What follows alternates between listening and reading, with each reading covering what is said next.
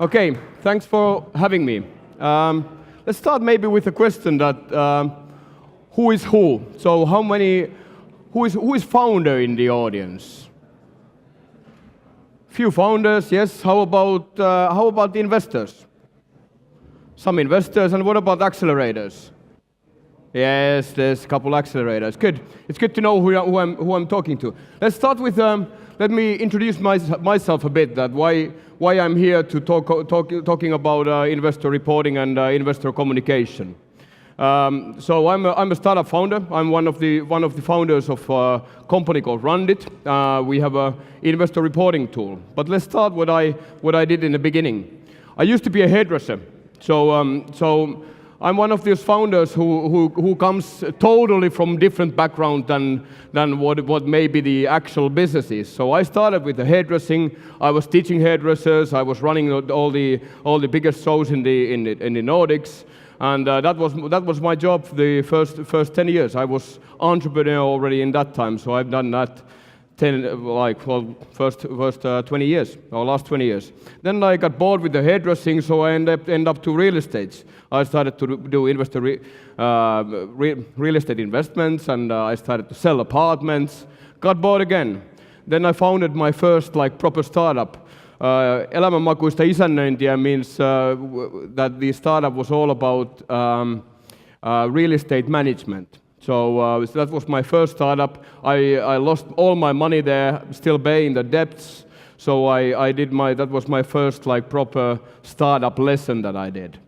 Then when we were done with that company, so it didn't work out. We founded the next company, which was called Skindler. This was the first company where we raised funding around 550K, 600K. We had a good bunch amount of investors, so we were like a freelancer marketplace for gaming developers. Didn't work out either. We had really good investors, but didn't manage to get out of it and didn't succeed with the business. So we crashed that as well. Then we founded the next company, which was a peer-to-peer lending platform. Again, we were raising funding, and now from huge amount of investors. So I think we had around 100 investors, and we raised like 850K for that. Didn't succeed, and crashed that company as well. And I can tell that these 100 investors who invested there, they don't like me that much. And why? And because the attitude was this, basically. So we thought that these investors, why they invested to us, the only reason is because they have to. Because our company is one of the best companies, and we're going to do our 1 billion exit, even that we don't do any revenue at the moment. But next year we're going to do 100 million, and then Google comes and buys us off. But what we didn't understand is that, okay, if these guys, if they invest to us, maybe our attitude could be a bit different. That maybe we should actually appreciate what they've done. So they have given us the money and believed in us. So that's why we founded actually my first company, which actually works. So until this point, everything has been basically just practicing the whole thing. Lost millions of money, other people's money, also myself. And but anyways, then we founded this Rundit, which is investor reporting, investor communication tool. So what we are doing is that we have created this like a centralized platform where the company can centralize their all investor reporting and investor communication. So basically, instead of sending these emails and Slack messages and catching up with the investors in multiple ways, we created this one platform where the company goes, updates all their metrics and do their investor updates, and then just invites all the investors in place. So the investors knows what's happening in the company, which is quite convenient, isn't it? Okay?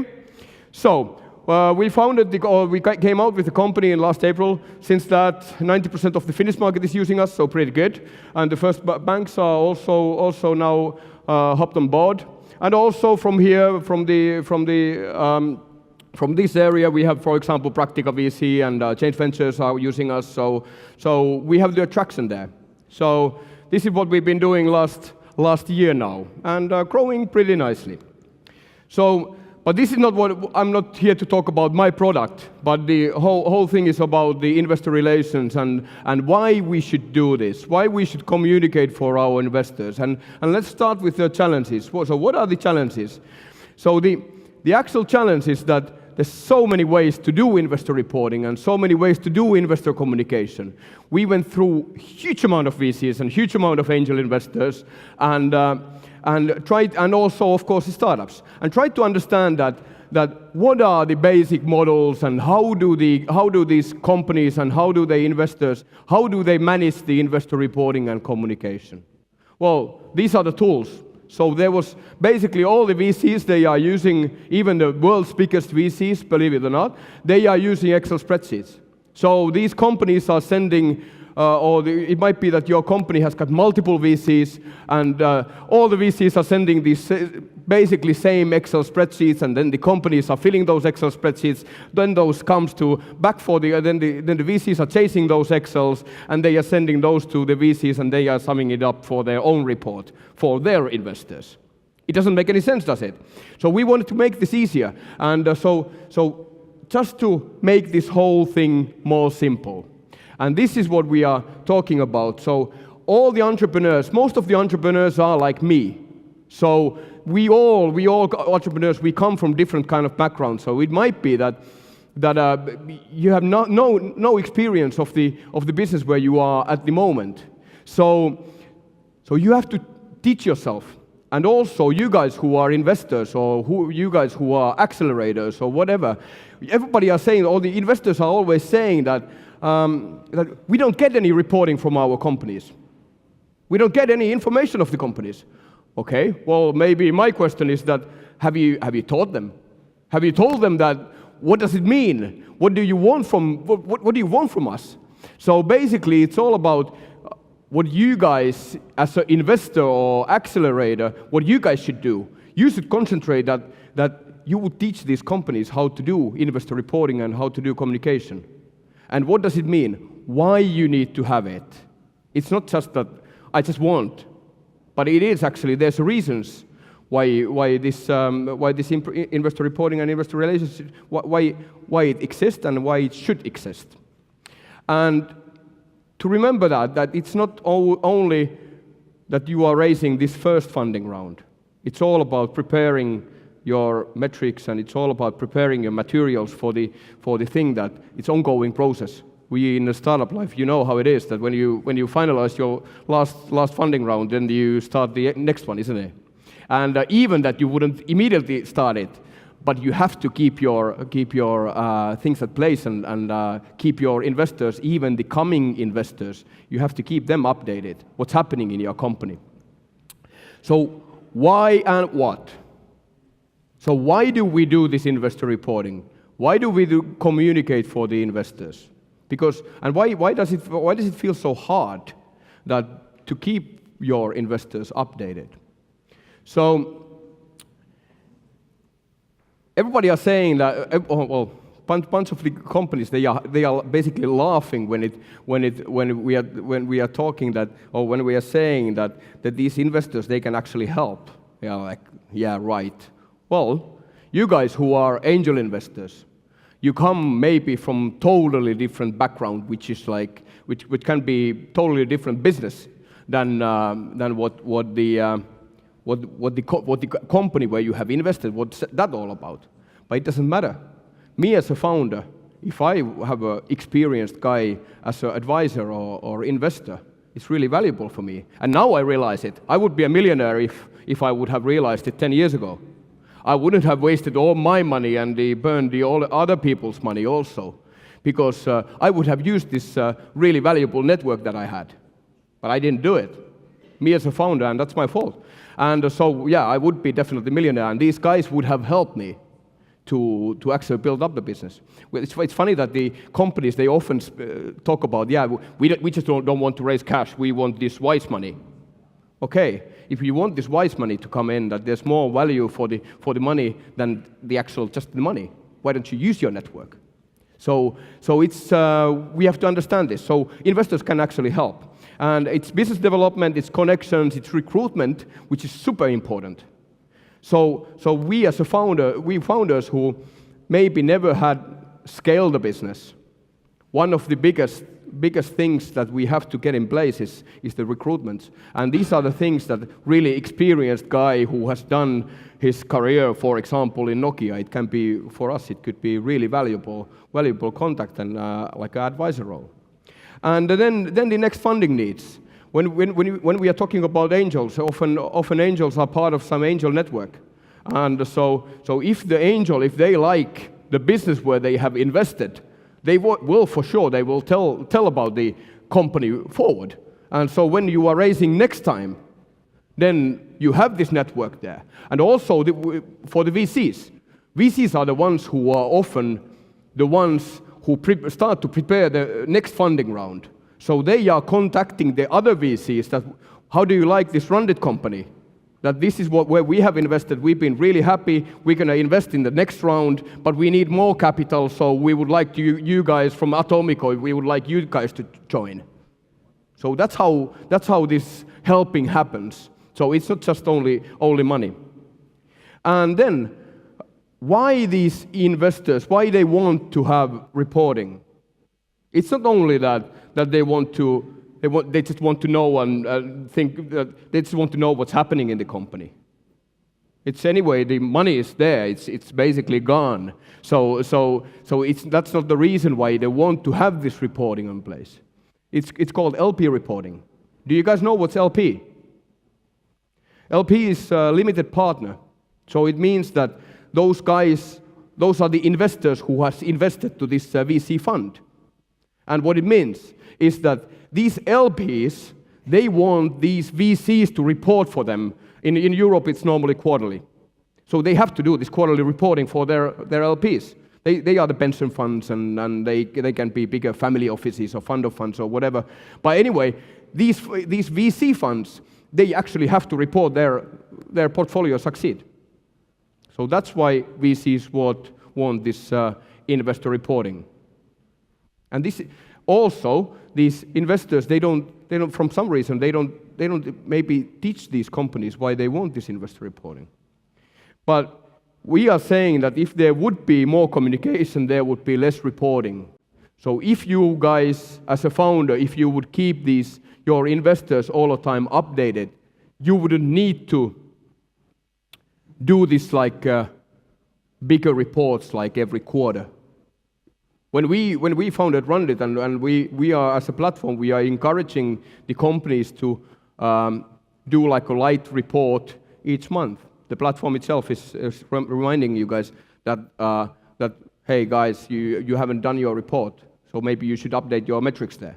So when we started to follow the data, so these companies, they used to do always only quarterly reporting, and how it changed was that when the template is there and it's in a nice form, these companies, they started to do reporting monthly. So they don't have to do any quarterly reporting. And even that you wouldn't use Rundit as a platform, it doesn't matter. Keep your investors in place, keep them updated monthly, and it helps your life. I can assure you that it helps you a lot. So more communication. And what does it mean? Is that when we went through all these investors, that what do you guys actually want? What are the basic metrics and basic KPIs that you want to measure? Or so what is the most important thing, and what is the like verbal part of it, or like a written part of the report? What's it all about? So basically, when we are talking about startups, which might be that they don't do any single revenue in first 2 months, 2 years. It would be nice if it would be 2 months, but first 2 years. So what do the investors, what do they want to know? How much money you have in your bank account? How much money comes in? How much money goes out? How many employees you got? That's basically it. And then the other KPIs, and also the runway. So what the investors, what they are most interested in are those basic metrics, nothing else. And then there can be some extra KPIs which can be for your, I don't know, attraction in your platform, for example. If the investor is something that they want to follow you guys, that how you are doing. So how is the business going forward? Because remember, not only that these investors, they have only invested there, but they can also help you guys. And think about this investor reporting as it's like basic sales. So let's say accelerators. For example, startup bootcamp. I think they take the equity stake of the companies, so they are involved or they are shareholder in 700 companies or something like that. Their portfolio is quite sick. So think about that. Think about the network they have. Think about it as a way that when you are selling your product, even that it might be that in their portfolio there can be something which is doing something in shipping and your thing is some basic tech product. But what these guys want to do is that they are connecting these businesses. So it can be that you are from a totally different business, but when it's connected with the other business, then there comes something which can create like actually business that you were never expecting, or just open other opportunities. So you use this as a like a sales tool. This communication and it should be part of your marketing and it should be part of your sales. And also, like generally, if you think about the communication itself, what it actually means. We had some, I can tell you, we had some problems a while ago with our HR, and so we noticed in our team that we noticed in our team that people were not happy. So what we did, we put there more communication. We started to do, instead of we had these weekly meetings, we started to have daily meetings. And things started to get better. Just with the changing that there came more communication inside the company. So communication is what it's all about. And one more story. When we raised our last funding round, we did it in a way that we started to invite these investors, like prospect investors. We started to invite them to follow us. So we contacted these investors. So instead of we sending them like, here's your investor package, and that's it. Do you want to invest or not? Instead of that, we started to keep them updated all the time. You can do it with a platform like we have, or you can do it with your emails, or even with the WhatsApp messages. But the whole thing of the whole money raising in that way is that you keep them all the time updated, and they can start to follow. And then after 4, 5, 6 months, whatever, then they can do their decision that whether they want to invest or not. If you want to discuss more about this whole thing, if there's any ways that I can help you with to get you some new ideas with when it comes to investor reporting or investor communication, please give me a shout. Hey, shoot me an email and we discuss more. Hopefully this was helpful, and let's talk some more in the future. Great. Thank you, Pekka.